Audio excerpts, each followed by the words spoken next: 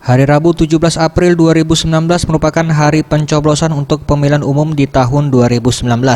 Pemilu kali ini yakni untuk memilih presiden dan wakil presiden, serta calon legislatif dari tingkat kota, provinsi, DPR pusat, juga pemilihan senator atau Dewan Perwakilan Daerah. Bupati Penukal Abab Lematang Ilir, Heri Amalindo, salurkan hak pilihnya di TPS 5 Kelurahan Handayani Mulia, Kecamatan Talang Ubi.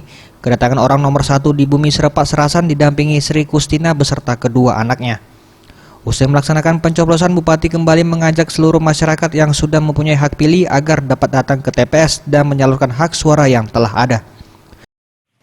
Sudah disampaikan di atas semua pemilihan beda pendapat itu kita tetap menjaga persatuan dan kesatuan kita, karena dengan persatuan dan itulah kita bisa menjadi kuat dan bisa menjadi lebih baik. Jangan gara-gara perbedaan kita akhirnya berpecah belah. Sementara itu, Ketua KPUD Pali Fikri Adriansyah menggunakan hak suaranya di kawasan serta rumahnya, yakni di TPS 3 Desa Utara Kecamatan Tanah Abang.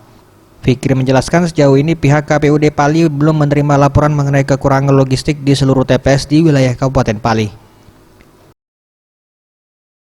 Yaitu presiden dan wakil presiden.